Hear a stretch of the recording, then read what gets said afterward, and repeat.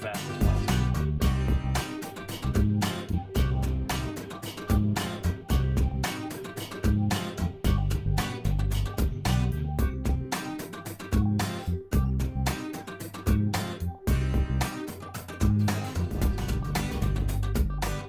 Yo, let's go.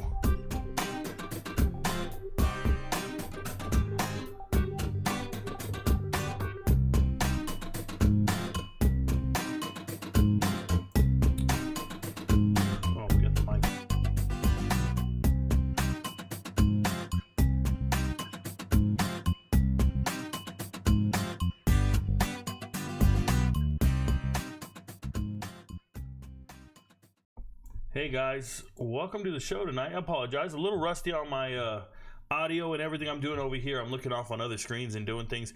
Thank you guys for being here. RicoKnows, you know the deal. We're going to talk about the NFL draft. We're actually going to be talking about offensive linemen tonight. And, you know, I told Kim this about 2 weeks ago. I said, this is one of the worst episodes that I have to do. And then I start doing the research and I get into it and everything. But for the most part, this is one of those episodes where there aren't a lot of stats to quote. There aren't a lot of things statistically that are pretty to look at. And it takes me a long time to do analysis on all the offensive linemen.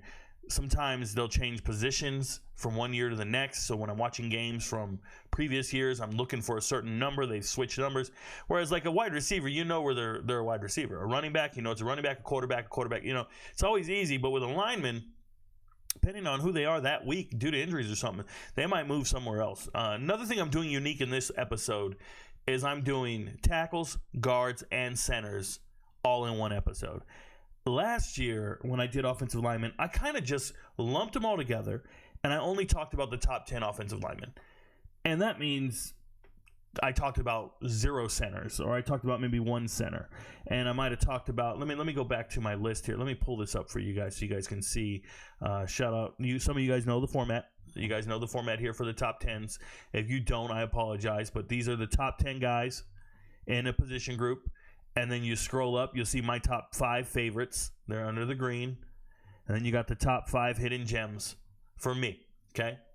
But if you look at years past, you do something like this. I have all offensive linemen in one column, and we don't break it down. And what happens is I only have 1 center. Powers Johnson, right? Jackson Powers Johnson, JPJ, only center I talked about. I loved a number of centers. I like Matt Lee was another center. Graham Barton. Like, I liked other players, but when you're looking at it, the marquee players when you're evaluating offensive linemen are tackles, if you will. So changed it up a bit this year, got a little more in depth. This required me to do a ton of more work because now I'm talking about literally, this is 30, 40, about 41 offensive linemen. So with that being said, I'm going to get started on the show. If you're watching us on TikTok right now, just move over to YouTube, get in the chat. I got you. If you have any questions, keep them about offensive linemen, but I'm going to keep going. And I'm just going to talk about the players and who they are. And I want to do it from my rankings, and then we'll go and we'll have open questions about anybody else if you have a question, things of that nature. But we'll just start with offensive tackles. Now, I have notes in front of me for all these guys. I don't read notes. I don't need it. I know these guys for multiple years.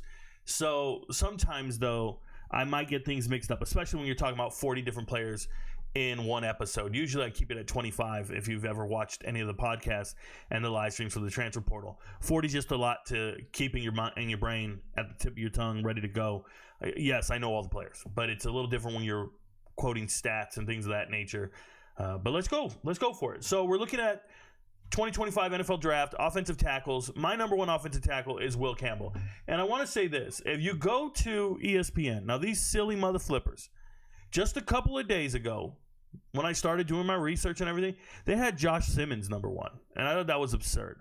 They change these rankings all the time. And I don't know the justification for it. I don't know where they're coming with this. Here they have Will Campbell number 3. I don't know if it was pro days or what it was, but I can tell you this. I am not easily influenced, and I'm not into the habit of trying to guess who these players are or where they're going to end up. I don't do mock drafts. I don't try to guess what team is going to pursue a particular player. I just identify the talent for who they are and what they are. Excuse me 1 second.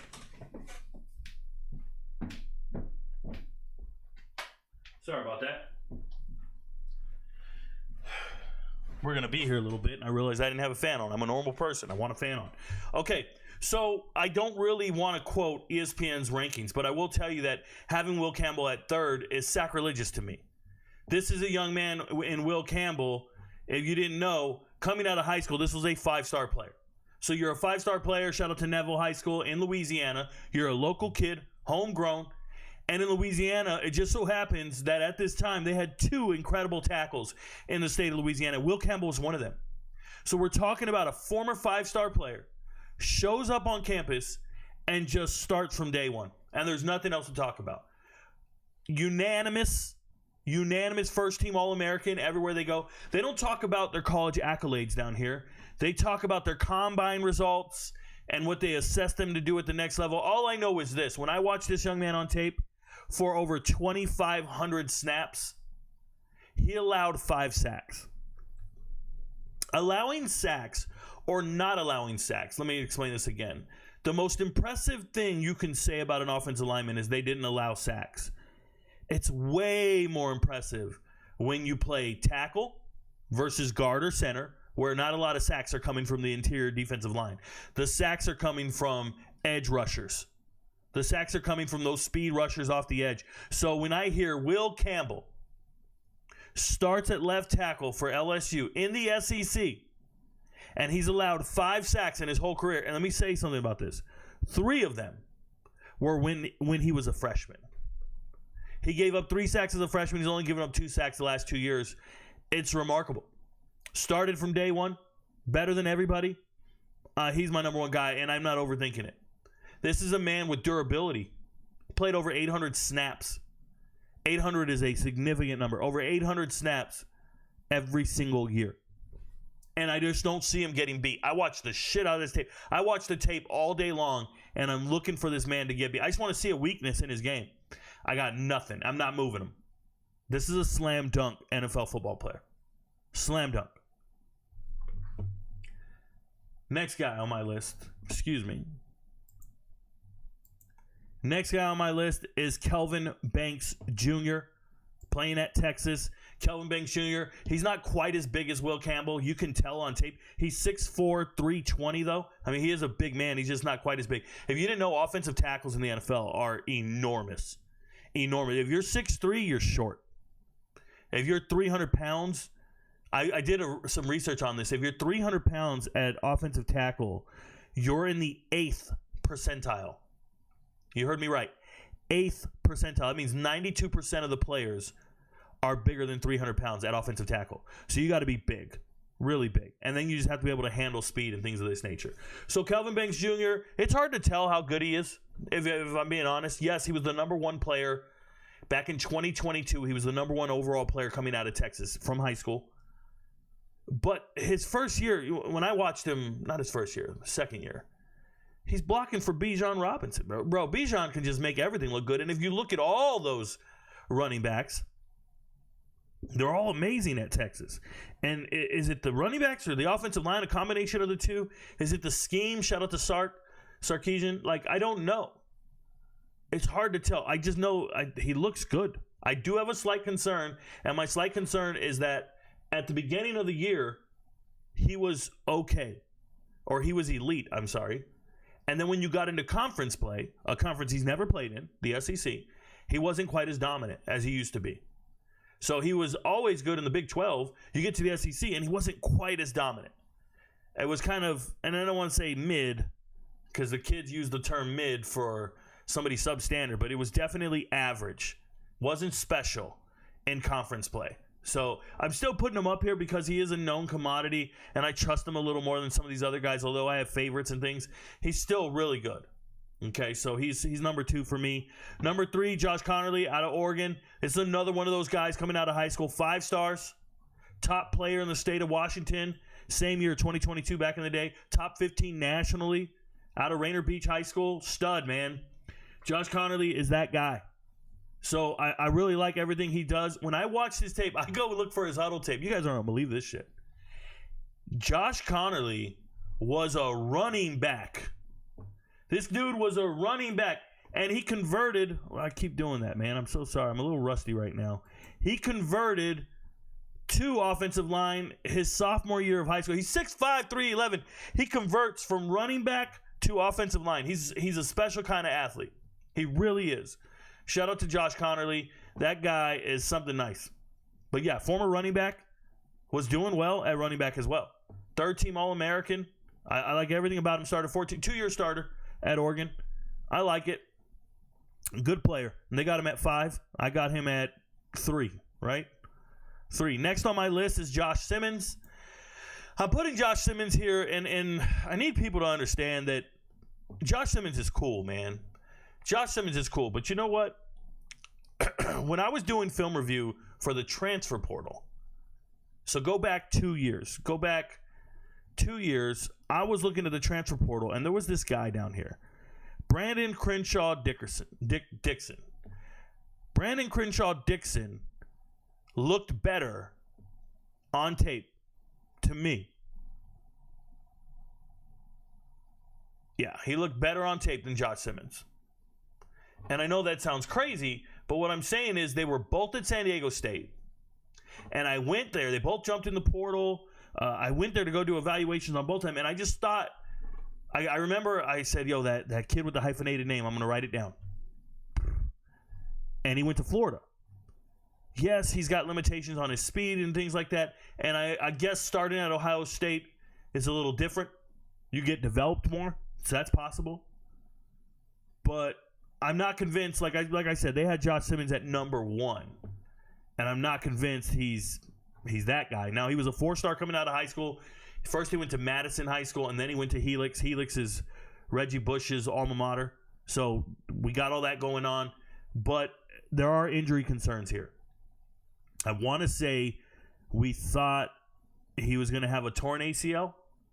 And then it turned out he had some patellar tendon issue. So that one is troublesome. If you have injury concerns, he can drop. But he's a good player. He's a very good player. Started 2 years at Ohio State. Not a bad player at all. Expect to be ready for the season when it starts.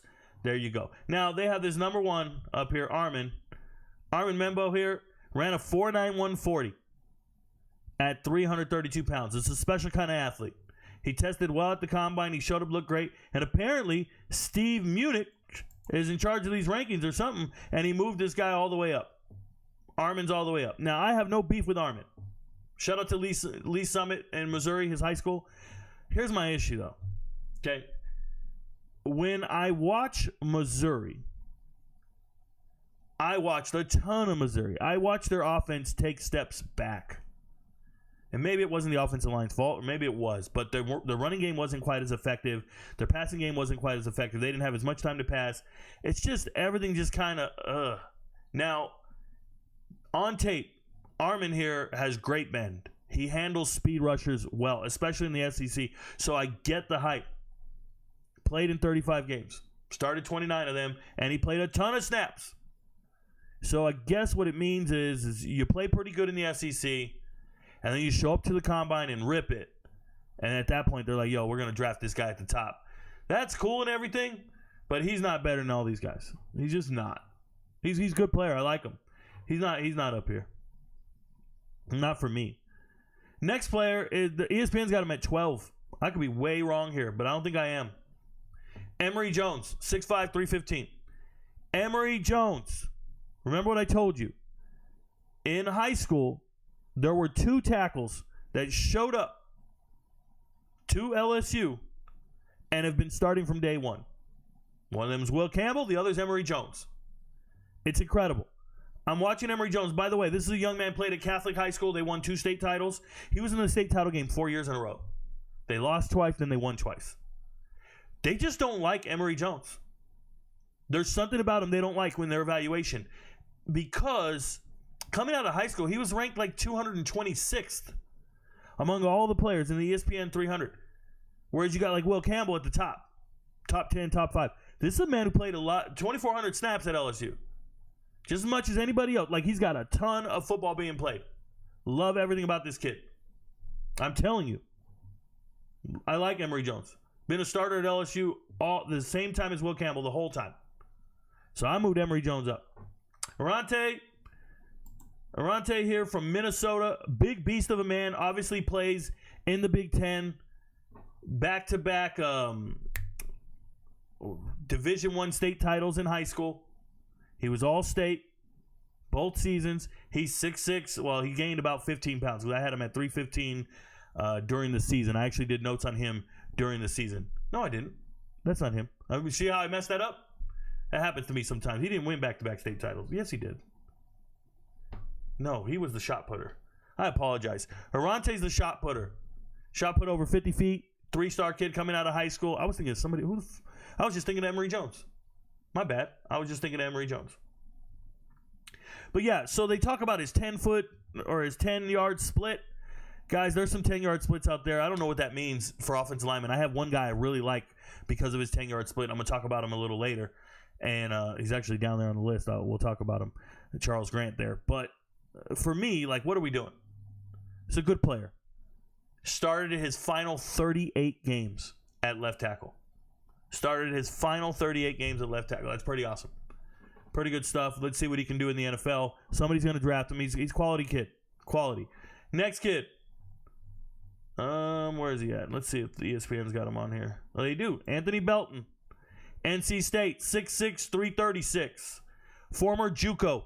This is a JUCO guy. Went to, he's from Tallahassee, Florida. He went to like Florida State Prep or something like that. I was like, what? Florida State Prep? What is that? And then he went to Georgia Military College, which is a JUCO. He was there. The 2020 season didn't happen. So he got there early. He's been around for whatever. But I'm going to tell you guys, his nickname is Escalade. And when I watched him on tape, he's just a badass dude. He just looks like an NFL football player. He looks like a monster of a man.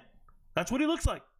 I love everything about him. I love his punch. I love his hands. He wins battles because he's bigger, stronger. He might not have the greatest technique in the world, but I just think of him as like a Trent Williams type of player.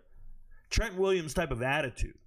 I like his mindset. I think he's a beast of a man. And you could put him they got him the 10th best offensive tackle. I don't know what any of that means. I can just tell you that for me, he's number 8. And I like him a lot. Next guy is Cameron Williams, another big guy. Now, Cameron Williams, playing at Duncanville, has always been one of those top-ranked guys. Always been one of those guys who went to a premier program, a bunch of stars, go to the school. But for me, his play at Texas has been inconsistent at best. I mean, that's just a nice way to put it. He's been inconsistent because he only started 16 out of his 37 games there. Like, it's just not real. He's not as great as you think he is. He was injured at the end of the year. I don't remember why, but he wasn't starting in the playoffs for Texas in the playoffs this year. So he just kind of ended his season early. I'm not sure what's going on, but they call him a developmental right tackle with intriguing tools. Yeah, man, if you're a developmental tackle at this point and you've been playing this long, I don't know what we're doing. So it's just a guy, a huge guy from a marquee program, and he's been at Texas and been there, and I got him. But a little underwhelming. Then we have where is Cornelius? Ajani Cornelius is my number 10 guy. I like Ajani Cornelius. I really do. Now, he's a little older than most people. He really is. He led his team to state back-to-back titles back in, where is he from? Is he from New York? Yeah, I think he's from New York. But that was back in 2017 and 2018. And then he signed with Rhode Island. He was all conference, back-to-back years. And then he's been at Oregon, and he's been starting at Oregon. So he's got this intriguing way of coming from a small school, going to Oregon and playing. He looks like an athlete. He looks actually kind of thin, and I know he's not, but he looks kind of thin. Like, he could probably add more to his frame. But that's my number 10 guy. Okay? I'm going to pull up, and then we're going to go to the chat after this. So if you got any questions, comments, or concerns, we're going to go to the chat after I talk about the rest of these guys. So those are my top 10. Will Campbell, Kelvin Banks, Josh Conerly, Josh Simmons, Armand, Membou, Emery Jones, Aireontae, Anthony Belton, Cameron Williams, and then Ajani Cornelius. Okay. My top 5 favorite guys. Obviously, I already told you Will Campbell's a slam dunk for me. Complete slam dunk. The next guy, though, is Carson Vinson, and this will break the streak. Remember we had a streak for a little while here where they weren't drafting HBCU guys? Carson Vinson's going to get drafted, and he's an HBCU guy out of Alabama A&M. This is a young man. He's 6'7", 314. He's huge. Shout out to Panther Creek, his high school in North Carolina. But Carson Vinson, he has this RAS score. You guys know what RAS is from the Combine? His RAS score is 9.39 out of 10. What that means is among 1,395 offensive tackles. 1,395 offensive tackles since 1987. He ranks in the top 5% of offensive tackles athletically. His numbers are amazing. He had a combine invite. HBCUs don't get combine invites. And he went out there and he did his thing. Since 1987, his RAS score would rank him 86th overall. That's remarkable, bro. That's remarkable. We're talking about 25 years plus another 13, 38 years. And he's in the 86th spot. You had 38 years to put people ahead of him, and he's one of these guys. Now, granted, most of the tackles nowadays are scoring better than the tackles from back in the day, so maybe it's not as impressive as you think, but I think Carson Vinson, when I watched him, he looked like a complete athlete. He really did. Then we have Brandon Crenshaw-Dickson, and if I remember correctly, when he was at San Diego State, I want to say he was the offensive player of the offensive lineman of the year on the team. He was like the MVP of the team, offensive lineman wise. Okay, going from San Diego State to Florida, no easy task. This is a 6'7", 322-pound man, huge. Shout out to Narbonne High School, the Gauchos, Narbonne. They're the Gauchos, I believe so. I am from Southern California. I should know this. I don't remember. That bugs me. I haven't been to Southern California in 20 years, but you know, it is what it is. Nonetheless, playing at Florida, allowed 0 sacks. You heard me right. Allowed 0 sacks at Florida as a tackle. What a beast. Maybe his quarterback's a little crafty. DJ Lagway can run around a little bit. Started 9 games in 2023, 12 games in 2022, and 14 games in 2021. Very, very dependable lineman. I hope he gets drafted and people believe in him. Speaking of dependable, there's Myles Hinton. Myles Hinton is on the verge of being a bust. Now, I don't think he should be considered a bust. He is a former 5-star. He is a former 5-star, and he's one of my favorites because he's from Georgia. Shout out to Greater Atlanta Christian. But this is a young man. His brother is Chris Hinton. He plays for the Chargers. His dad played in the NFL. How long did Dad play? I don't remember. Dad played in the NFL a while.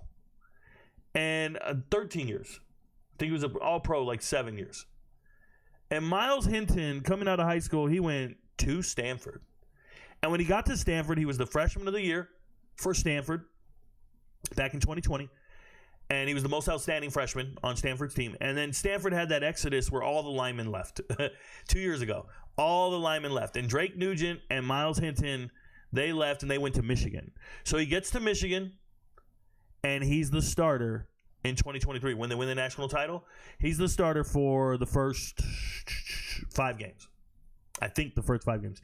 But then he loses his starting job. So the reason I bring that up is he's a pretty good football player. I like him a lot. He's 6'7", 320. He has the right size everybody's looking for. Remember, I told you, offensive tackles need to be 6'6", 6'5", 6'7", something like that. You're 6'4" and below, you're short. It's really weird. But Myles Hinton, if he doesn't get drafted, I don't know if he goes to the Chargers. I don't know if Jim Harbaugh really wants him. Remember, he was a transfer, and there wasn't quite that rapport there. I understand there's this propensity for all Michigan guys to go land at San Diego or Los Angeles Chargers. The San Diego Chargers at Qualcomm Stadium, at Jack Murphy Stadium. There you go. I'm throwing that one back at you guys. But I like Myles Hinton, man. When I watch his tape, I've always liked the way he plays. I really have. So shout out to him. It's one of these things where I hope he gets drafted. And then speaking of I hope you get drafted, Charles Grant. There's something about Charles Grant that's super special. And if you go to the ESPN list, let me see if they have... Did they have Hinton on here? They do have Myles Hinton here. They don't say anything about him. My bad. I just start talking about players nonstop. But one guy they do have on here should be Charles Grant, William and Mary. Charles Grant right here started 41 games at left tackle in college. Charles Grant, he looks a little thin. They say 3'11". I guess that's what he weighed in with rocks in his pockets. When I watch him on tape, he's like 300 pounds. But listen to me. Charles Grant's a special kind of athlete, bro. Supposedly, Charles Grant, his 10-yard split, supposedly, is 1.44. I need you guys to understand how fast that is. That is the same as Xavier Worthy. You heard me right. Xavier Worthy. This is an all-state wrestler in high school. And the only red flag anyone can say about Charles Grant is the same thing they're going to say about a bunch of these FCS All-Americans is you were so great at the FCS level, why didn't you transfer up? As a team captain, first-team All-American, why didn't you transfer up? Because everybody wanted you to transfer up. Could have transferred up to UNLV, go play for Coach Marion, like their running back did. But, nah, he stayed, and he dominated. He just looks like a special kind of athlete. And I'm glad he showed up to the combine. I think he was dealing with an injury, so he didn't run. If I remember correctly, he didn't run. He just interviewed and talked, and he did some other things. But we know how fast he is. That supposedly he's got a 10-yard split that's 1.44. And if that's not a typo, that's a freak athlete at 6'5", 311. That's incredible. Okay. I also had him at 6'4", 300, and he keeps growing. So there's something there. Shout out to Churchland, Virginia. That's where he's from. So those are all the tackles I wanted to talk about. Then we have the deep hidden gems. I don't have any pictures of these guys. I apologize. I could have went graphics, but I was already going too deep on this episode here. So we have Thomas Perry. I think Thomas Perry is a guard in the NFL. But there's so many people that I wanted to talk about, I just had to put them on here. So he's a Division III player. He's from Middlebury College. He's 6'6", 317. And guys, remember last year I called a Division III player making it into the NFL. He didn't get drafted, but he went to Baldwin, and first name was Anthony. What was his last name? I forgot his last name, but the video comes up every now and then on TikTok. But it's one of these situations where I just went and evaluated all the Division III guys. I just went Division III, all conference players. I just started Google searching, pulling up all their names, and then going to watch tape on them. And I came across this kid, and I went, whoa, that's an NFL football player. And sure enough, he made it on the Final 53. Well, Thomas Perry's a Division III offensive lineman, and you heard it here first. He's going to make it in the NFL. He was the strongest player at the Shrine Bowl. Everybody talked about it. He was winning reps at the Shrine Bowl. He won all his reps against bull rushers. He anchors down really well. You're not going to drive him back into the quarterback. He obviously has some serious concerns with speed. That's why I say you move him into guard and don't leave him at tackle. But Thomas Perry, Middlebury College, if he doesn't get drafted, I don't care. I think he makes the Final 53. Asa Poll here, and I'm terrible with these names. These Samoan names. I almost said Hawaiian names. The Samoan names. This is a young man at Washington State. It's weird watching him play. So I went back and I watched him when Cam Ward was his quarterback. And throughout the whole season, he gave up 3 sacks, and there was like 30 pressures. It was terrible. 30 pressures is a lot. Okay? Pressures are bad. Hurries are bad.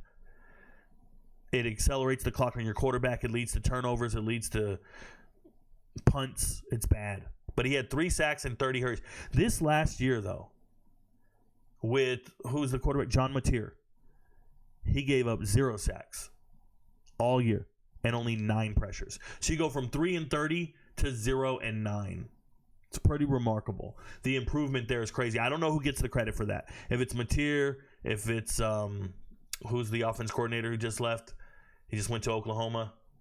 Man, I never forget his name. And I forget it right now. That's wild. You guys know, I made a video about him before. I apologize. I should never forget his name. Oh, my goodness. What is wrong with me? It'll come to me in the middle of the show. It'll come back to me. That sucks, man. I hate doing that. He's a beast. Smart kid. Young guy. Smart kid. Okay, Marshall Foerner. Marshall plays at Minnesota State. That's Division II school. You know, I'm always looking for my deep hitting gems. I'm always trying to go small school guys. He's 6'7", 305. And he's nice, man. I was watching an interview of his. I don't know if he dominates. And the reason I bring that up is the competition level's tough when you're in Division II. Who are you really going up against? Now, he was born in the year 2000, so he's much older than most of the prospects. So he's older. He was a 2-sport athlete in high school. He did track as well. And he just took his time to become a starter. He's been all conference. He has 33 starts. He's just a big kid, though. And I'm looking for deep hitting gems. The minute you're 6'7", 300 pounds, I go, yo, you got a chance. You got a chance. And he's an Illinois kid. So shout out to him, playing at Minnesota State, Division II. Payton Collins. Shout out to Payton Collins. Not only did he get on my list, he's from Eastern Kentucky, he actually got one of his teammates on my list, okay? Payton Collins went to the Hula Bowl. If you guys didn't know, that's one of those senior bowls. Payton Collins was balling at the Hula Bowl, winning reps. 6'7", 300 pounds, winning reps at the Hula Bowl. He looked good. I went and watched his pro day because I wanted to just keep track of him. Homie was shirtless at the pro day. Everything was flapping everywhere. It was gross, but it is what it is. Those big boys with no shirts on, running drills, doing things. But he did well when competing against his peers. I was watching him win a rep against the Baylor edge rusher, and I don't know who the Baylor edge rusher, I'm going to look into it, but he just embarrassed him. He didn't go anywhere. So this kid can play with anybody. And like I said, he's the reason. Payton Collins is the reason I know Vincent Munlin. I was looking for deep hitting gems, and I'm watching tape on Payton Collins, and his his left guard is Vincent Munlin Jr. here, and I'm watching them both, and I'm like, yo, these guys are nice. They're very good on the left side there for Eastern Kentucky. So shout out to Vincent Munlin and Payton Collins. They both stuck out on tape for me, and they caught my attention, so they both got on the list. Two Eastern Kentucky guys. Shout out to them. Happens sometimes. You're watching tape on somebody else, and somebody else catches your eye, and you're like, what the hell? Aiden Williams, after this one, I'll go to the chat here. If you're watching on TikTok, move over to YouTube. Drop it in the chat. I will answer your questions. There you go. So Aiden Williams here, the last offensive tackle I want to talk about, deep hitting gem. He, I believe, is going to be a guard or a center in the NFL, and I think this is going to help him. So he has position versatility like crazy. He's 6'6", 295. This is an Alaska kid. I was looking for his tape. Dude's from Anchorage, Alaska. So they found a guy in Minnesota-Duluth. That's a small Division II school. Usually there's like powerhouse Division IIs, right? The GLIAC and all this stuff. But then there's Division II schools like Minnesota-Duluth or UMD. And I really like Aiden Williams on tape. Multi-year starter, shine in the East-West game or East-West Shrine Bowl. I liked everything about him. So just pretty good stuff. And seeing position versatility, he probably maybe doesn't get drafted, but put him in camp. Let's see what he can do. I really like that. So, all right, before I jump into the guards, I'm going to go to the chat here. Thanks for being here, guys. I saw somebody on TikTok ask a question, and somebody on TikTok said, hey, how do you retain this much information? If everybody could do what I do, then I wouldn't be RicoKnows. Then it wouldn't be a really big deal, right? I'd be another person out there, and that's the truth. And I'm not normal. I'm not average. I'm a former cyber expert, an NSA expert, or used to work at the NSA and work cyber. I used to be military intelligence for over 20 years. But I've always had this uncanny ability to retain information, apply it, and get it out there to the masses in a way that makes it, edible. Edible is the word I'm going to use. Shout out to the chat here. So let's go to the questions. We don't have many. Shout out to you guys, and I appreciate you. If you're writing anything, you move over. So you come and ask that question, Bill Stacker. I'll help you out. Unoma says, Sensei Rico, I need some full roster breakdowns. Can't wait. Nothing but respect for the amount of work you put in. Oh, yeah, man. Thank you so much. So if you guys aren't aware, if you're an MVP, if you're one of my premium members on Patreon or YouTube, you can do it on either one. I will be doing full team breakdowns. I break down every single team for the upcoming college football season, and then we discuss futures bets. I did accurately predict that Vanderbilt was going to win as many games as they did. I did accurately predict. I actually said Indiana was going to go 11-0 and be undefeated. I told you to sell your car to bet on them. The over-under for Indiana last year was 6.5, and I knew all the roster additions and everybody on the team. I study rosters, I study teams, and I get it right. At the same time, I missed on a couple teams. I was right on Colorado. I was right on Alabama on their under. I was right on Michigan's under, but I was wrong on Arizona. I was wrong on Oklahoma State. So you got to pick and choose your spots. You got to be careful. But for the most part, we really rocked. We really rocked on futures bets. Shout out to the MVPs who trust me and believe in me. And that's in preparation for the college football season before we start giving you guys all the other picks. So there you go. DS says, flavor of the week, Rico, and where they might be drafted from what I can tell. I don't necessarily make any draft predictions or projections. I don't know what NFL GMs are going to do. I'm not interested in anything like that. I've never read a mock draft. I don't waste any energy on them. If you took your time out of your day to never read a mock draft, you'd be so surprised how much spare time you have on your hands. Seriously. You'd just be like, what else am I going to do with the rest of my day? I'm going to be more productive in life. And that's exactly how that works. So I don't do any mock drafts. I don't even guess where players are getting drafted. Don't care. NFL doesn't have to agree with me. I give you my assessment. I talk to you about the players I do. And, you know, there's some guy out there. His name is Gabe. Gabe Cardstacks. He actually just takes the information I give and he applies that with his own information. And he goes out and buys the cards for some of these players because he knows they have potential to be great. And he hits more than you could ever imagine. And that's kind of like the stock market for him, right? So shout out to him. It's however you want to use the information. That's your business.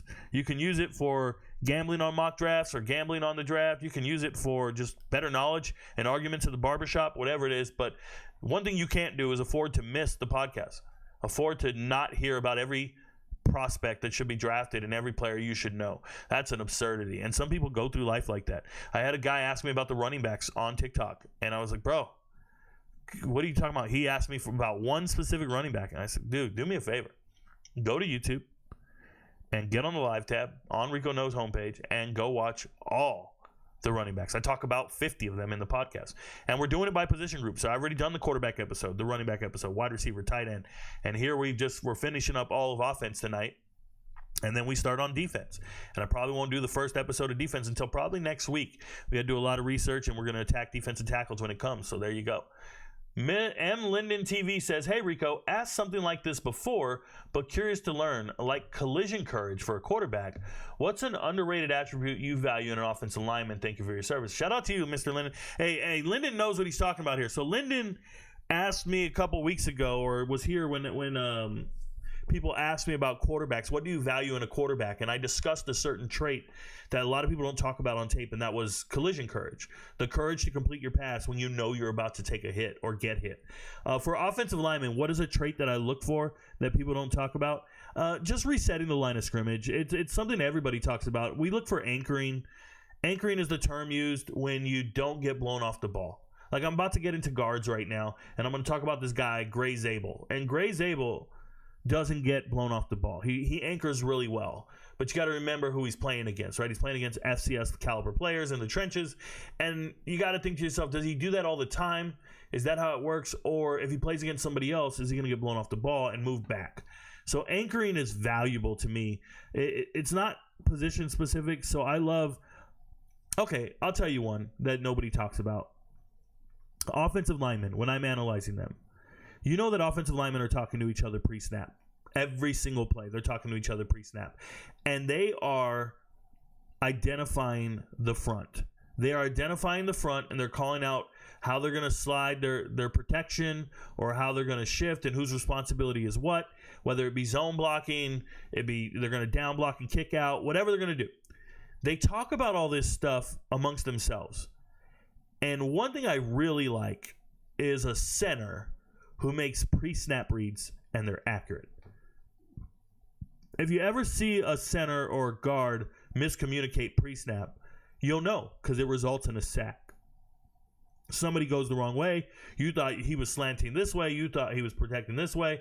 You thought it was a reach block and this guy's doing this. So I love pre-snap adjustments or call-outs by the offensive lineman. And if I see a center pointing around and leading the way, it's a big deal for me. So that's how I evaluate centers. And I don't know if people really talk about pre-snap reads from offensive linemen. It's a different entity when you can talk about pancakes and kick steps and this, that, and violent hands and break, all that. Okay, cool.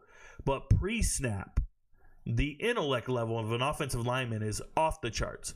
You have to understand and how they handle blitzing linebackers and how they handle stunts because they pre-snap read the blitz. They pre-snap read the stunt just from down and distance, film.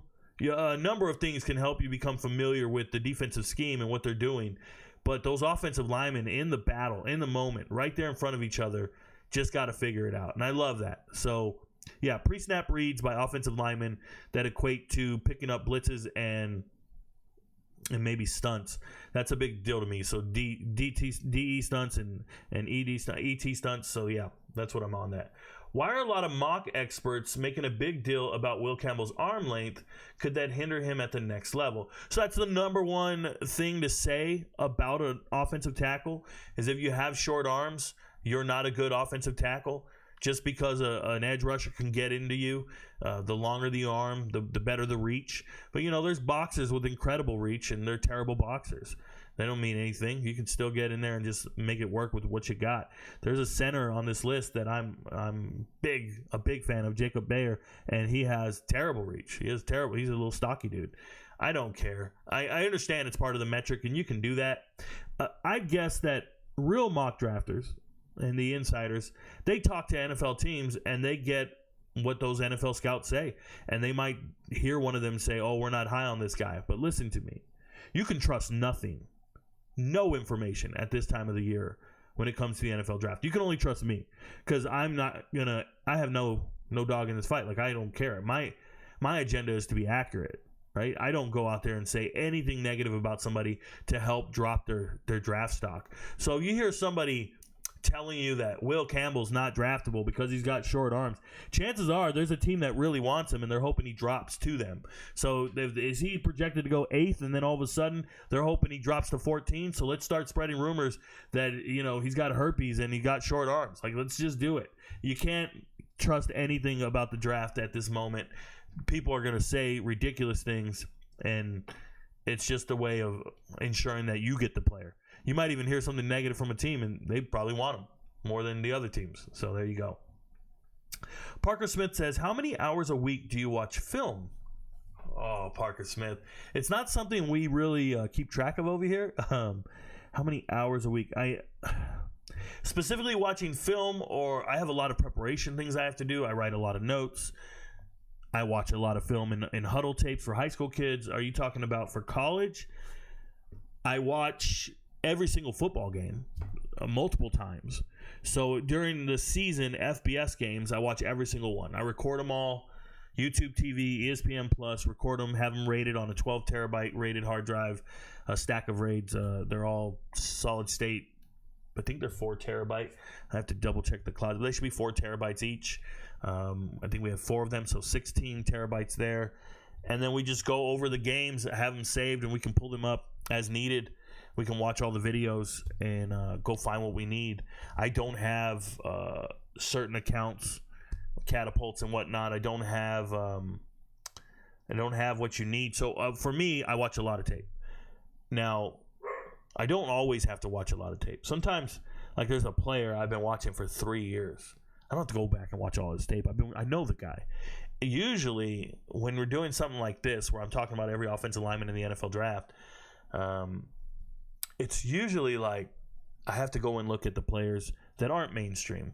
I have to go and do additional research on FCS players or Division II or Division III players, and I can easily get impressed in that moment because I might only see their highlights and not watch full games. I might only see a mixtape of some sort and maybe some reps that they're winning at the Senior Bowl or the Shrine Game or whatever, and it's not the same for some of these other players that I've watched their entire careers. So it's just one of those things. But yeah, this is a holistic way of life for me. It is my career. It is what I do. I work 16 to 20 hours a day. If you watch me on live in preparation for this podcast, I was on TikTok Live. I've been on TikTok Live since noon. So it took me 7 hours in preparation to get all the graphics ready. And what do you see? Graphics, nothing, right? But it's just to double check information, data, get them in the right order, get everything posted on different platforms. So everything takes a long time. But it's worth it, man. There's no shortcuts to being a subject matter expert on 134 teams or knowing every player in college football. Like, this type of stuff, you can't fake it. You can't go out there and wing it. There's nothing to Google. There's nothing to help it. Like, I'm telling you about these players, and then I go click on here, and sometimes it might have the information that I have, and then some days it doesn't, right? And you'd be like, well, where did he get that from? Well, I don't know where I got it from. I got it from somewhere. And over the years, I have notes on every player. Like, I just have a running database on players constantly. I'm writing about different players. And I've shown the screenshots of all this before, but it's really no point in sharing it with you guys because Like somebody asked for it to be a document that they could go look at and stuff, but you wouldn't understand some of my shorthand, and I don't really need it to go out because some of it is like my personal opinion on certain things, and I don't want that out there for people to read because it is subjective and it is an assessment. It's no different from NFL scouts. I'm sure they have a ton of notes. I know they have different metrics and cards, and there's a rating system that I used to talk to NFL scouts. About 2 years ago, I had a card here on the desktop. I don't know where it's at nowadays. I have so much stuff on my desktop, but how you evaluate players, I used to pull it up every single episode and show you guys. I'm looking for it now on the other screen, but I don't remember where it's at, to be honest. But it shows you how they evaluate players and stuff. So I kind of use that template or that rubric for understanding how I evaluate players and how I rank them or put them in order. But really, this show is just to give you guys an understanding. Like when you hear a name at the draft, you're not surprised like you've never heard it before. That's the goal here. So shout out to you guys. Thank you guys. I do watch a lot of film. I do probably more than anybody. Like there's NFL coach or there's coaches, right? There's scouts, coaches, and there's position coaches and recruiting coordinators and all this. I know they all watch a fair amount of huddle tape and a fair amount of film, especially like analysts for colleges. But I do it year round. I do it 24/7 year round. Like I just go back and watch them all again in preparation for the upcoming season, and I'm never going to get fired. So there might be a defensive backs coach that watches a ton of tape, specifically on a DB or whatever. I watch it all year round, and I'm doing it for multiple levels. I was talking to Division III coaches today, Division II coaches today. I'm not just doing FBS anymore. For gambling, I'm only doing FBS, but for everything else, I'm looking as deep as I can, everywhere I can go. Just as many connections as I can make possible in the coaching world. I haven't checked my Twitter today, but I would assume, even if I go to Twitter today, let me see what I can see here. Like real quick, I'll show you guys. So there's Twitter right there. People to follow me today. That's a head coach. That's a college head coach, I'm sure. This is a JUCO offensive lineman, offensive recruiting coordinator. This is another college defensive tackles coach at Colorado State Pueblo. So you just get a bunch of coaches that finally find your page and discover who you are. Oh, there's Fort Valley State. That's where he's the head coach at. Shout out to him.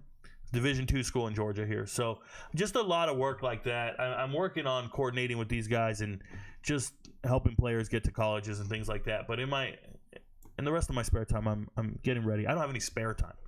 And the rest of my time, I'm getting ready for the football season 24/7. So that's what we're doing there. Thanks for the question, though. How many hours a week do I watch film? Let me answer that though. I work, so there's 7 days in a week. I definitely work 15 hours a day, definitely. So let's just go there. That's an easy number, right? So 7 times 5, 35, 105 hours. Of those 105 hours, I probably watch film 4 hours a day. So 7 days, 28 hours a week. There you go. What is the main thing you look for when scouting linemen? Oh man, there's so many things. I'm looking for somebody who wins. Okay, blocking as an offensive lineman is not pretty. It's not. When you sit down and you watch offensive linemen, it is not as pretty as a drill. It is not pretty like catching a pass or running the ball or throwing a pass. Offensive linemen are typically off balance, bending at the wrong spot, reaching out their arms, and they're dealing with somebody who's more elusive than them, right? Defensive linemen are typically more athletic than an offensive lineman. So the coolest thing to watch on tape when I'm watching for an offensive lineman, I want to see you lose a rep and recover mid-play. So you're off balance. He just got you off balance. He got you with a swim move, and you recover mid-play. That is real athleticism. Please understand, it's like a big man in the post, but it's better than that. Like I call them dancing bears. I'm looking for dancing bears. These offensive linemen who maybe they get that initial push, that defensive lineman comes out and bull rushes them, and they got to somehow recover and get back on their feet. Kind of like sumo wrestlers. One guy has momentum, he's going, and then you got to stonewall him, and you got to get it back. When I see offensive linemen winning matchups with athleticism, balance, and maybe it's a fat guy and another fat guy, and you can't tell. I can tell. I can tell right away, yo, that dude's a beast. I bet that dude can dunk a basketball. That's what I say sometimes. I'll be watching, I'll be like, yo, I bet that dude can jump rope. He's not fat. He's not chubby. He's an athletic beast. And it just so happens that's where he's on the field. Remember, I just told you, right? I just told you that I had a number 3 here on my list for offensive tackles. Number 3 for offensive tackles, Josh Conerly was a running back in high school. And he was starting on varsity as a running back, contributing on the team. He was one of 3 running backs on his team as a freshman. And then they moved him to offensive line. That's an athlete, bro. That's an absolute athlete. Some of these guys are multi-sport dudes.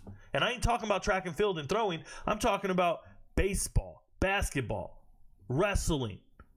Wait till you hear about Willie Lampkin's wrestling career in high school.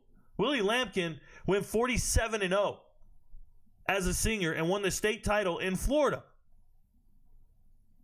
It's incredible how athletic some of these guys are. That's what I look for. I look for athleticism, and that can't be, you can't duplicate that with at the combine or something. Like, you got to see it on tape. You got to see a guy losing a rep and come back and win it because he's a better athlete. Offensive lineman, as long as you're not quitting on the rep and the guys across your face and beat and you can recover, you're elite, man. You're elite. Is there a red flag trait you have for an offensive lineman outside of off the field issues, of course? Yeah, there's a red flag trait. So when you're beat, how you get beat. There's something called pardon me blocking. Pardon me blocking. That's when you move out of the way and you go, pardon me, coming through. Pardon me, come on through. Come get my quarterback. Pardon me. When I see an offensive lineman get beat and they don't try any harder or they just kind of let it go, it's a problem for me. When they're slow with their feet, it's a problem for me. When they don't reset the line of scrimmage, it's a problem for me. If they're penalty prone, meaning holding, illegal hands to the face, if they're always getting penalties, false starts, I ding you so hard, bro, because it's a lack of intellect. If you're easily fooled by stunts, you're out of here. Easily fooled by stunts. And one red flag I look for is when the offensive coordinator uses his running back to chip a defensive end for you. Now, it might be the scheme, and it might just be the way they drew it up. But when I'm watching tape, right, I'm only watching one player over and over and over. Every single play, I'm watching that one player. And if I watch the back come up and chip that defensive end to help you multiple times in a game, that tells me they saw tape and they said, yo, we need to help you. You're not good enough to handle this guy. And that better be some All-American getting chipped. But if you can handle one guy all by yourself on the backside cutoff, whatever you're doing, like, I'm with you. I'm with it. So it's just that's a red flag for me. Penalties, lazy waist, lazy hands, and just the lack of discipline or lack of intellect at the offensive line. If I see you go the wrong way and everybody else is going that way, you're a problem. If I see you jump with a false start and nobody else jumped, you're the problem. You didn't know the count. You didn't listen. You got fooled by the cadence. You couldn't stay still on a hard count. Like, discipline matters, right? Let me give you guys an example. When you're a corner and you get beat, what's the result? It's a touchdown. That's the nature of the position. If you're a corner and you get beat, it's a touchdown. Okay? But if you're an offensive lineman and you get beat, it's just a sack. It's not that dramatic. It's just a sack. Maybe, and a sack is a big deal. Sack will ruin the down and distance. It'll ruin the whole series. And now we got to punt. But sometimes when you get beat as an offensive lineman, you're going to hold. Is it a 10-yard penalty? That's not the end of the world. It is for me, because that is the equivalent of getting beat for a touchdown and a guy having to do a PI to save his ass because he's a terrible corner, right? So I track penalties. It's a plus-minus system I do, and those are red flags for me. Just the lack of discipline, lack of intellect, just somebody you don't want on your team in that regard. Everything else, it's whether or not you're a good athlete or not. Trust me, the NFL's already going to critique you enough if you don't fit the right metrics. If you're 6'2" or shorter, they don't want you in the NFL. Offensive lineman, 6'2" shorter, you're not getting drafted. Hands down, not getting drafted. They don't give a shit. Don't care who you are. It's just not going to happen. It's the land of the beast. They want BFGs, big friendly giants, but they don't want you too friendly. So it is what it is. Thanks for the answer. Awesome response explanation. I'm just starting to get into scouting, but it's a lot easier to evaluate skills than linemen. Oh, it's a lot more enjoyable for sure. Trust me, watching skill players juke the shit out of people and score touchdowns and do a bunch of stuff, it's awesome. And then if you're an athletic person, right, maybe you played high school ball and you played college and you were just a wide receiver or a corner or a defensive back or a linebacker or whatever, you didn't even, all the linemen went to another section. The linemen went and pushed sleds and ran through these things that kept their head down and all this stuff. They were over there, and the linemen smell awful. And we only come together after we're doing 7-on-7s. We're running shells. We don't want our linemen there. The linemen come in at the end, and we don't know what the hell they're talking about. We stay away from them. I understand. It's a whole different world when you're not evaluating linemen. That's why I think if you can coach offensive line, you can coach anything. You can coach anything because you have enough expertise in offensive coordinator, in offensive line, in blocking schemes. You have enough expertise on everything if you can coach the offensive line. Offensive line is the most difficult thing to coach, period. And I believe it's the hardest thing to play as well. You get no plays off. You're a receiver. It's a run play the other way. You can take the play off. You're a corner. You read it's a run going the other way. You don't have to run it down from the backside. But if you're an offensive lineman, you have no earthly idea what's coming at you. You're in trouble. Every play you got to be on. It's the hardest thing to do in football. Hands down. And center's just that much harder. Center, you got to be an offensive lineman like everybody else. Plus, you got to snap the damn ball, which is nuts. Nuts. Speaking of nuts, center's nuts smell awful. The back of a quarterback's hand is the worst smelling part of anybody's body. The back of a quarterback's hand. I know my twin brother was a quarterback when we were in high school, and you wouldn't want to smell that dude's hand. Now, we weren't in shotgun. We were under center back in the day. Anyways, it is what it is. All right, let me get back to guards now. We've been here for a little bit.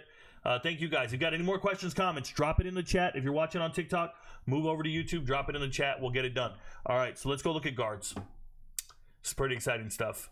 Shout out to you guys. Thank you guys for being here tonight. So guards, my number one guard is, excuse me for a second here, is Tyler Booker, out of Alabama, former IMG.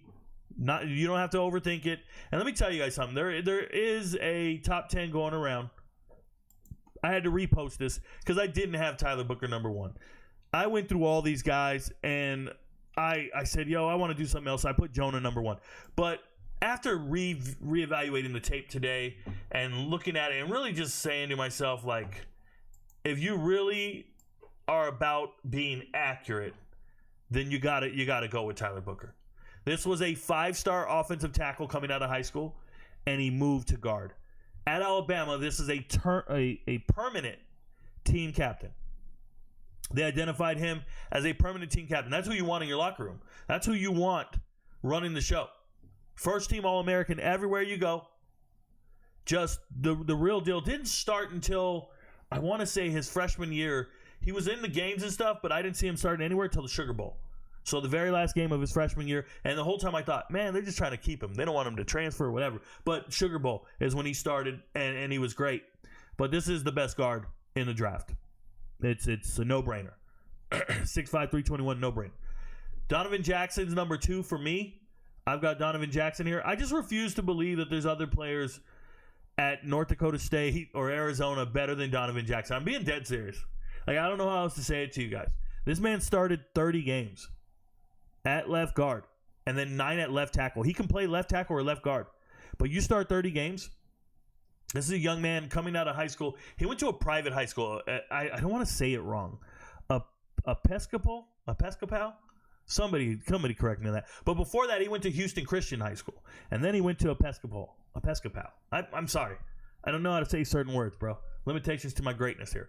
But watching this young man, Donovan Jackson, a stalwart on the offensive line at Ohio State, they have the transfer portal, and they can go pull up and get anybody to make their team better.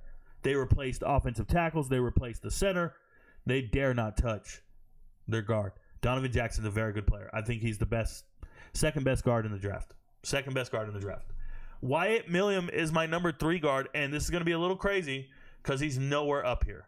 Wyatt Milum is number 11 down here. He's 6'7", 313. Listen to me. Wyatt is not going to get drafted the third. He's not going to be the third guard off the board. Okay? I don't care. Spring Valley, West Virginia. This is my guy. Been starting at West Virginia since he got there. As soon as he showed up, he is a beast. Now, he's moving from tackle to guard. It's a very favorable transition for him because tackle can be difficult. But this is a guy who didn't give up a single sack at tackle. This was the Big 12 Offensive Lineman of the Year for the whole conference. He's the bee's knees, bro. I like everything about him. Now, he didn't look that great at the, the Shrine Game? Senior Bowl. He didn't look that great, but he did. For me, he did. I saw strength. I saw his ability to play. He just got to get used to playing at guard. That's it. With your hand in the dirt. I like Wyatt Milum a lot. I've always thought of him as a very good player. If he was among my tackles that I just did, right? If I was telling you that he was still a tackle, I like him right around here. I like him right in here. So to see him move to guard, I'm not moving him off. Like, I just really like the way this kid plays. I think he's tough as nails, bro. Like him a lot. So Wyatt Milum, that's my guy. Number 4 for me is Zabel. Zabel, North Dakota State. Everybody's on him now. They love this stuff. And, North Dakota State, they got this track record. He's 6'6", by the way. They got this track record of having NFL-caliber offensive linemen. It all started – well, I don't know where it all started. I do know where it all started. But most recently, I think it was Cody Mock. Cody Mock was the guy that when I turned on the tape, I said, yo. And this goes for North Dakota State and South Dakota State. I've had this reaction to them. Like, they got dudes in the trenches. If you want to know what makes those FCS teams elite, Montana State, North Dakota State, South Dakota State, what made those teams so elite was the offensive line. They had NFL caliber offensive linemen. And when you turn on the tape on Zabel, it's really simple. Homie started 41 games in 5 years at left tackle, right tackle, left guard, left tackle. He's played everything. Left guard, right guard. I got it wrong. You know what I'm saying. This dude does exactly what I told you guys. He's very alert pre-snap. He can read everything. Picks up blitz as well, and he's a brick wall. He don't lose any reps.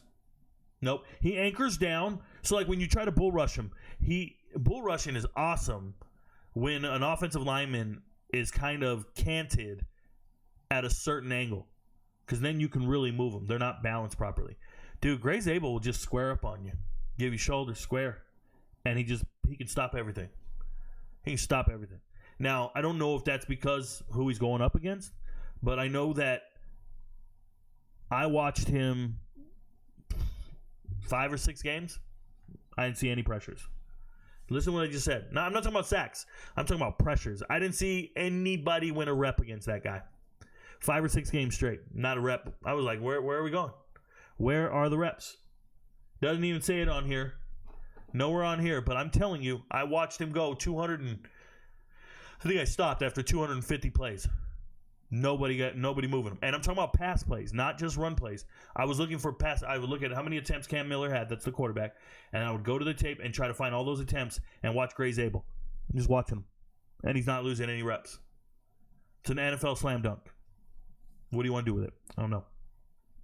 My next guard, Tate Ratledge. Now, this one is a no-brainer. There's Tate Ratledge here. You can tell he's got the long hair. Him and Dylan Fairchild are my next 2 guys. Dylan, for me, I think he got pulled over for doing some traffic violation stuff. So, you know me, that's a red flag. I don't like you if you're doing traffic violation stuff. But anyways, Tate Ratledge just has a little bit more athleticism or maybe potential. I remember he got the start before Dylan Fairchild. And when I say the start, these guys are both guards. They show up at the same time, and Tate Ratledge got to start earlier, but then he got injured. So he started in the season opener, that's right, against Clemson. And then he got hurt. And I was like, yo, that kid is nice. To be in the starting lineup. Remember, I'm from Georgia. Well, I'm not from Georgia. I've lived in Georgia for the last 10 years. I know these players well coming out of high school. And Tate Ratledge was one of these dudes where I was like, okay, I don't know anything about Darlington. That's his high school. And we got a kid from West Forsyth, which is Fairchild here. That's a 7A school at the time, 6A, whatever it was. Big school, big high school. Dylan Fairchild, superstar. And we got this private school guy who's I only know him from track. Homie was a 7th place shot putter, and then he was a 3rd place shot putter his senior year. I'm like, yeah, I get it, man, but What's he going to do at Georgia? He's a private school kid. Private schools ain't all that. Yeah, they are. He was all right. But Tate Ratledge, been around a while, and seeing him it just feels like he has more potential. Dylan Fairchild, not a problem at all. That is the next guy on my list. He is a state championship wrestler, super athletic. He was a backup for 2 years, and then he was a starter for 2 years. I like everything about him. These are tough cookies, man. These are tough dudes. Next guy is Myles Frazier. You say what you want to say. Well, I mean, we can have this talk right now. Myles Frazier has played more football than everybody. I don't. Maybe there's some centers that have played more than him. It's so weird. Centers will start all 4 years. But Myles Frazier at LSU. Well, he started at FIU for 2 years, but he started his career at FIU for 2 years. And then he goes to LSU. So that's a big deal to me, right? You're a transfer portal guy. I know all the transfer portal guys. I am Mr. Transfer Portal. But this man started 50 games in his college career. 50 games he's already started. That's an experienced dude. Shout out to him. Went to high school in New Jersey. I forget what academy it was. But Myles Frazier's that guy. 50 starts. Like him a lot. Over 3,200 snaps played. And the thing about Myles Frazier is once again, you go to a major school like that, you got 50 starts in your life, and they're not trying to replace you. They could go find others. They're not trying to replace you. Pretty good stuff. And then we go to Jonah. Jonah, at one point, was one of my favorite offensive guards. He still is. Okay, I don't even try to say his name. Let me tell you about Jonah. He just hasn't played a lot of football. That's the difference, right? Some of these other guys are all embedded starters, incumbents. They've been around for a long time and all this stuff. And then you got Jonah, who was a 3-star in high school. He started all 12 games his freshman year. And obviously they had a coaching change. But what I like about him is his attitude. When I went and saw an interview, so first off, don't make a big deal out of him only being a 3-star. He went to St. Louis High School in Hawaii. These recruiting websites are not going all the way to Hawaii to evaluate players. So if you're in Hawaii and you're a hell of a player, you might only be 3 stars too. It's just the way it is. Right? Shout out to Timmy Chang. Good luck building out there. But this man, leaving Hawaii, he said, I want to go to a program where I can help flip its culture. I want to give it a winning culture. And alongside all the Servite boys, that's exactly what he did. But he's a beast, and he didn't leave. He said, I'm going to stay here. I want to do what I can do. I think he's really good. He's a better pass blocker than he is at run blocking. So he's better at pass blocking as a guard, which I think is pretty cool. But he started 13 games at right tackle. He started games at left tackle. He started games everywhere. He can play any position. Versatile, has the best mindset for it all. I think he's an NFL caliber player. I think he makes the team better. Obviously, he's one of my favorite guards. I think he gets drafted in the second round at worst. I really like the guy just because he's got the right mindset and he's about that life. So shout out to him. I like him a lot. Jonah, who's next on my list? I got to go look. Oh, Jackson Slater. Next on my list is Jackson Slater. They don't have any notes on him here. Jackson Slater, coming out of Washington. It's a kid who played at Newport High School. I like him a lot. Sacramento State. No surprise here. I'm a homer for Sacramento State. I'm not even from Sacramento State, but I've always been a Sacramento State guy. He got on my radar when I was watching Cam Scadaboo tape. So a couple years ago, I'm watching Cam Scadaboo tape. Jackson Slater's an All-American. Then he regresses. Well, he didn't really regress. Marcus Fulcher and Caden Bennett weren't the same. They weren't Cam Scadaboo. So the numbers fell off. And then Elijah Tolver, he comes out last year, the Michigan State transfer, Sacramento State to Michigan State. And then we're back to first team All-American. But this is a guy who started 44 games. I like Jackson Slater a lot. I think we're going to be waiting for a little bit before teams go out and draft him. Multi-sport athlete, baseball player, basketball player, football player, super athletic guy. Remember I told you, I like athletic guys who win reps after losing. Jackson Slater's that guy. I like him. And you got to be impressed when you start seeing FCS starters ahead of Georgia starters. Multi-year Georgia starters are ranked behind FCS starters. Now, I didn't do that. ESPN did that, but it's still pretty cool. It's everybody's flavor of tea, right? You can do whatever you want. Like, notice, all these guys I've talked about, I haven't talked about number 5, Marcus Membou. I haven't even talked about him. And I'm at number 10 on my list now. And there's Marcus Membou. And here he is. He's number 10 for me. He started 18 games at right tackle. Last 2 years, he's young. He's got 32. He's played in 36 games. He started 32 of them.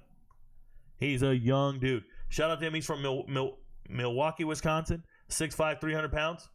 It says 6'4" here. I thought he was 6'5". That's on me. 3-time honorable mention all-conference. So coaches really like him, or at least his own coach likes him, and they keep talking about him. He is a team captain. He's that guy. He once started games at tackle. I think he's versatile. I like him. He's fine. Not a slam dunk for me. Not a slam dunk for me. So let me talk about my favorite guards. I'll pull up the chart now. And my favorite guards, it's not hard. Jackson Slater's my number 1 favorite guard. That's just my preference. I can't be wrong. It's my favorite. Next one is Luke Kandra. And shout out to Luke. Luke started his career at Louisville. And if you didn't know, Scott Satterfield. Scott Satterfield was his head coach at Louisville. Scott Satterfield gets hired, moves up to Cincinnati, takes Nick Cardwell with him, which is the offensive line coach. And so he follows Satterfield and Cardwell up to Cincinnati. And I start studying Cincinnati's offensive line, and I think I talked to the MVPs about this at one point. I'm like, yo, that offensive line is the real deal for Cincinnati. And I did a high school film review on Tinley, Dartarian Tinley, Luke Kandra, John Williams, and I'm missing one. Gavin Gerhardt. The offensive line at Cincinnati was so good, and I still believe that they're really good. But the best player there is Luke Kandra, NFL caliber offensive guard. ESPN might not have him in the top 10 or anything. They don't believe in him, but I do. Joe Huber, transferring from Cincinnati, coincidental, following his coaching staff to Wisconsin. Right? He followed his coach, Fickle and them boys, over to Wisconsin, and he's just a stud. He really is. I like everything about him. Going over there, he's from Dublin, Ohio. Dude's a beast, man. So that's another guy I like. And then we got Willie Lampkin. Willie Lampkin started his career at Coastal Carolina. Willie Lampkin is 5'11", 290 pounds. He's up against it, dude. He's 5'11", 290. What do you do? I'll tell you what you do. You get that guy on your team because he's a baller. Willie Lampkin won a state title in Florida, Lakeland High School. They won the state title. He got him there. And then he goes 47-0 as a senior wrestling. Then he goes to the Sun Belt. Shows up to the Sun Belt. He's just all-conference Sun Belt. 38 consecutive starts. He's at Coastal Carolina doing the damn thing. He's the offensive lineman of the year for the Sun Belt. And then he transfers to North Carolina. 2023, he's third-team All-ACC. And then this last year, he's laying the way. He's paving the way for Marlon Hampton, who, by the way, is my number 1 running back. So, shout out to Willie Lampkin. I think he's a complete stud. Then we got Mose Vavejo. I don't want to get it wrong, bro.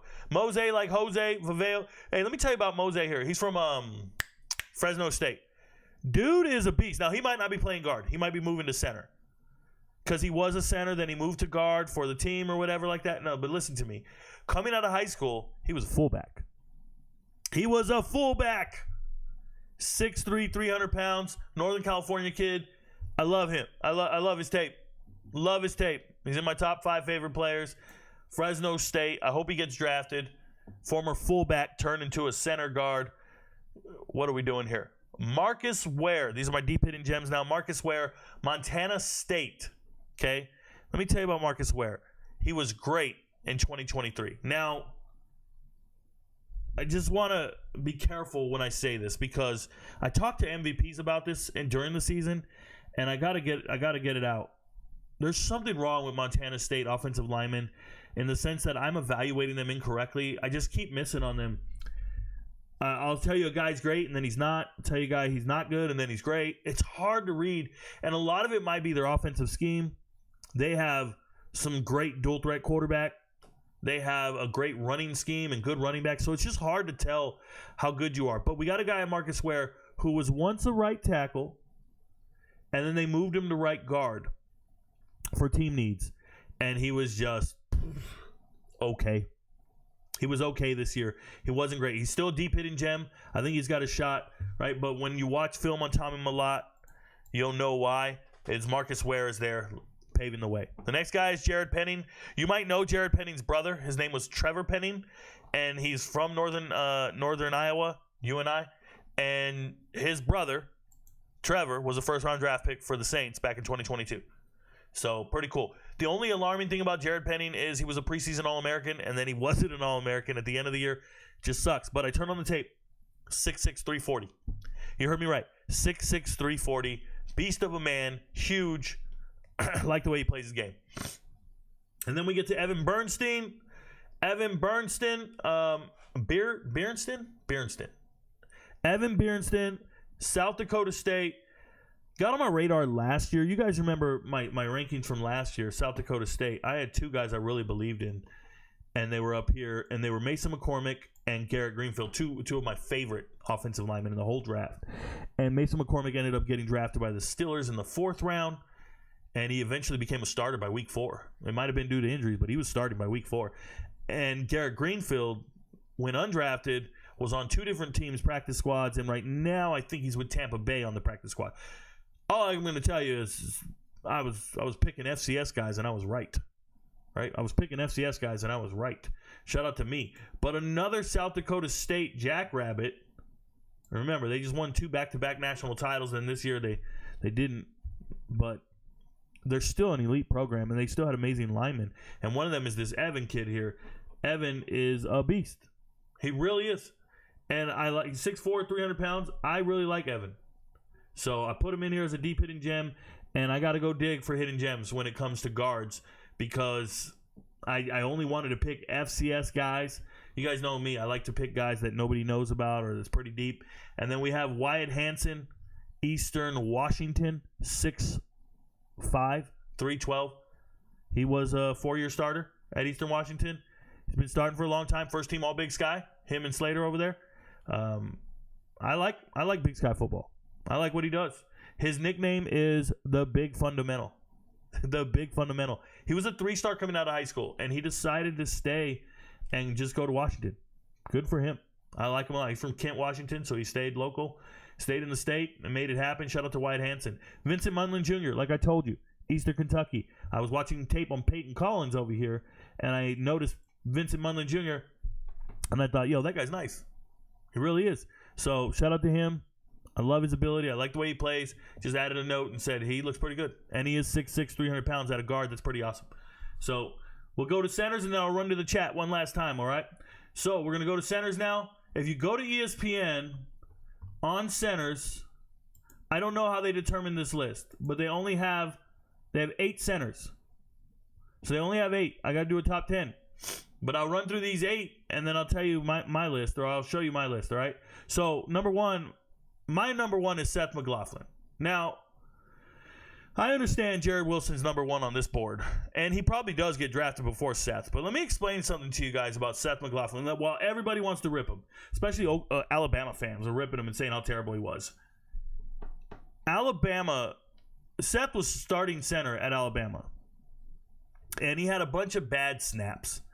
He's not very accurate in the shotgun, and they were fumbling snaps and all this stuff. So they were all upset, and they said, good riddance. Get rid of this guy. He sucks. And I said, as many bad snaps as he had, they never benched him. As many bad snaps as he had and as many mistakes he made at center, they never benched him. And you know why? Because he's better than any other center on that roster. And people laughed at me, and people told me I don't know what I'm talking about. He's not very good. And then he hit the transfer portal, and I told everyone, that guy is the best offensive lineman in the transfer portal. Easily the best center in the transfer portal. He can start anywhere because he was starting at Alabama. And what did he do? He went to Ohio State. Ohio State saw him in the transfer portal and said, he's better than anybody we have over here. And he immediately started at Ohio State. This is a center that was capable of starting at Alabama and Ohio State with no issue. And he won a national title. He reminds me so much of Langston Hogg. Shout out to Langston Hogg. It's a current 3-star player in high school right now. Only 6'2". And some coaches don't like him because he's only 6'2".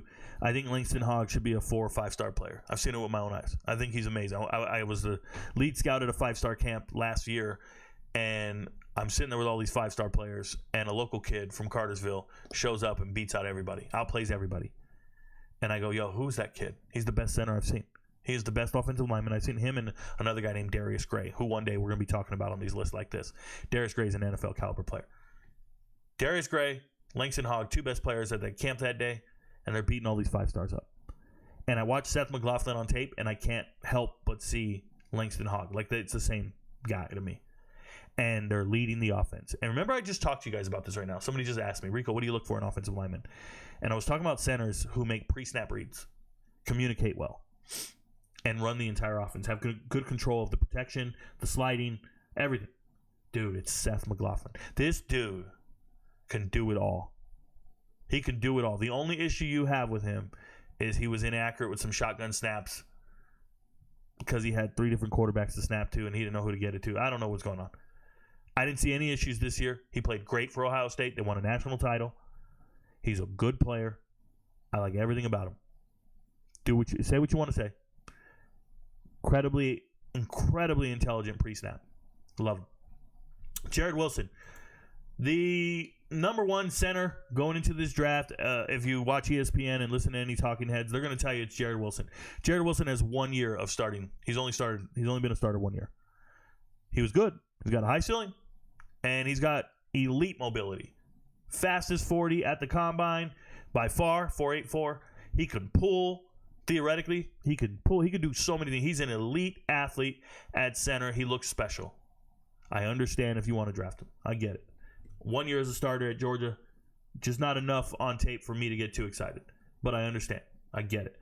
My 3rd center is Jacob Bayer down here is my 3rd center, and I understand that I'm in the minority here because Drew Kendall is Boston College royalty, and his dad's a former NFL superstar. Not superstar, but star player. And but Jacob Bayer on tape, another one of those very smart centers. He's the truth. Now, Jacob Bayer is a Texas kid coming out of high school. He was a 2-star guy, Grandview, Texas. And he was 2 stars because they think he's chubby, man. They think he's just a stubby little dude. He's got a stocky build to him. He's 6'3", 310, but they call him stocky. Jacob Bayer goes to Lamar, which is a FCS program. Plays 2 years there, 22 starts. And then he transfers to Arkansas State, go play for Butch Jones. And he's the best player on the team. Best player on the team. He's not going to beat you with athleticism. He's not going to be the guy. I call him sled pushes. Like a certain type of blocking where you block the guy off the camera. You guys ever seen that? Right? You just take that guy, you just drive him off the camera, drive him into the stands. So it's all over high school huddle film. You're never going to see that from Bayer here. Jacob Bayer can't move somebody 20 yards off the page. He's not one of them sled pushers. He's not a slayer. He's not doing that. He will seal you and just make it difficult for you to get by. He's that guy. He can block a doorway and you're not getting past him. So he just seals open a gap. Like I watch him seal the B gap, which is really weird to me. Well, it shouldn't be weird to me as a center. But he can just kind of wall off a defender to where you can't get past him. He can't move the defender. He can't put him in a linebacker's ass. Nope. He can just seal a guy off and you're not getting past him. He has textbook fundamentals, textbook feet, textbook hands. Everything he does is beautifully perfect. I think it's so good that I think it translates to the NFL. Like I think there's no shot that he's not going to be an NFL player. I got him. He's at 6 down here, and I got him making it in the NFL. True story. That's how I feel about him. Okay, so there we go. Next guy is nowhere on this list. They don't have him on this list at all, and I don't know why, but I can't let it go out like that. So let me pull up the centers real quick. My next center is Cooper Mays. Do what you want to do, bro. Do what you want to do, NFL teams. Listen to me, guys. Cooper Mays might not get drafted. I don't know. I don't know how we ignore Cooper Mays. Cooper Mays started 4 years at Tennessee. His brother, Cade, also played on the same offensive line. His dad, Kelvin, used to be an all-conference SEC Tennessee lineman. This is a legacy player. Dad played back in the early 90s. He's 1994, team captain and all SEC.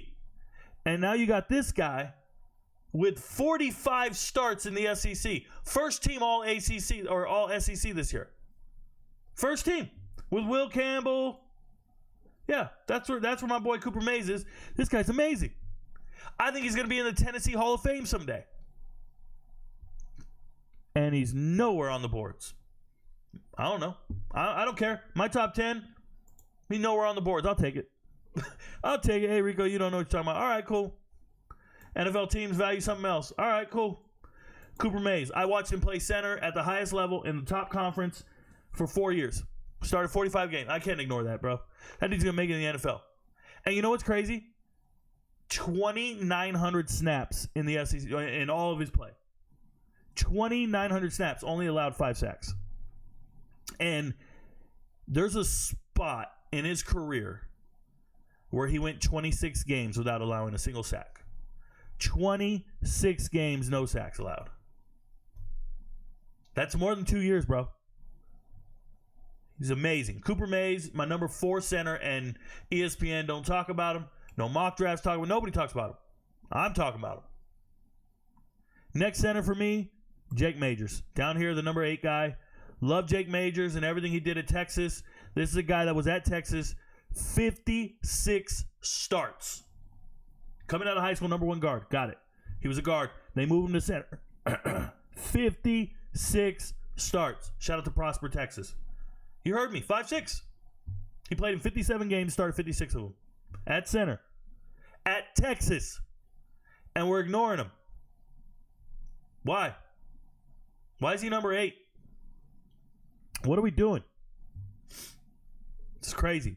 My next center is Kendall. They got Kendall pretty high up here. Drew Kendall, number 3.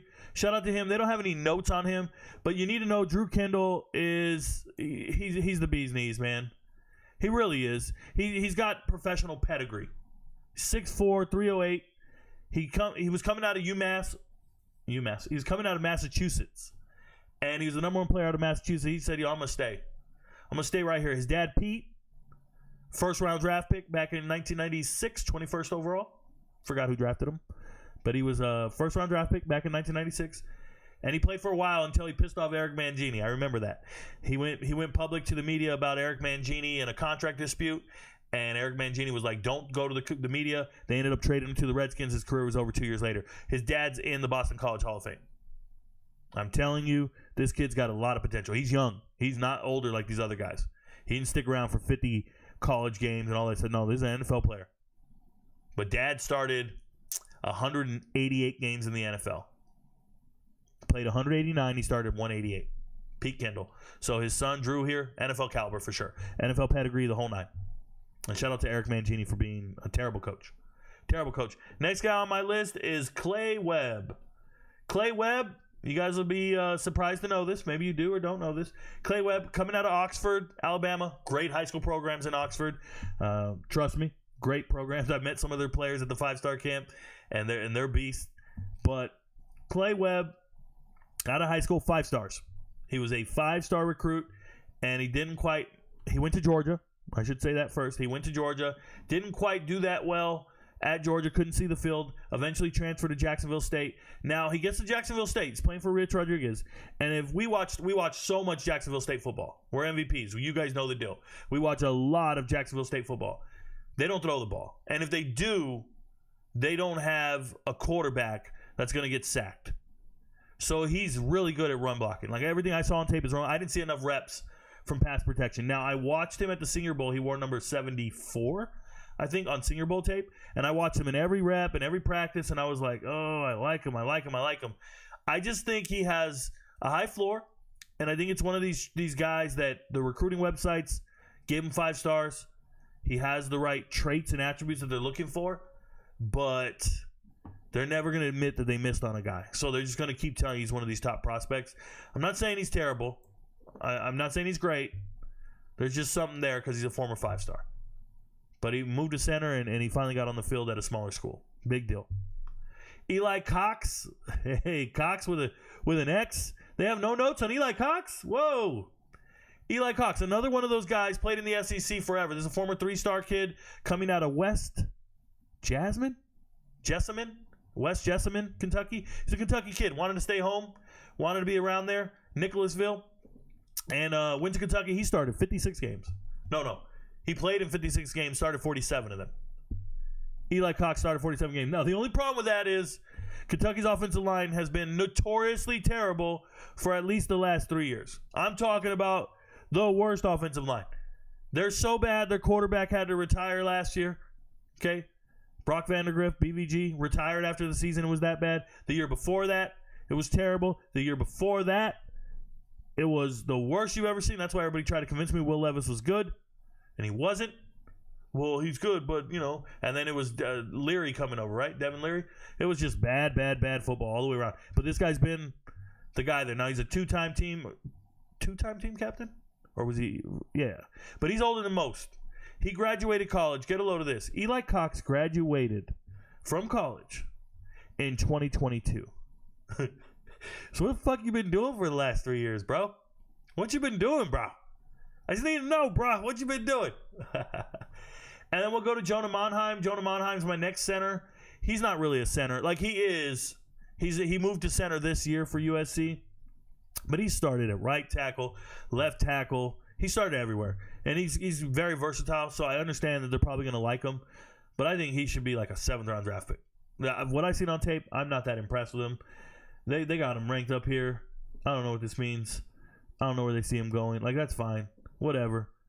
But he's just not that guy for me. I know. This is my number 3 center. He's ranked way low. 195 overall. What if he goes 7th round? What if I'm way wrong? I'm never wrong. NFL teams are wrong. I'm not wrong. Next center is somebody not on the list. They don't have him here. It's Zeke Carroll for me. Zeke Carroll is the next center I have. Oh, he's my 10th guy. Oh, okay. There's only 11. So Zeke Carroll is my number 10.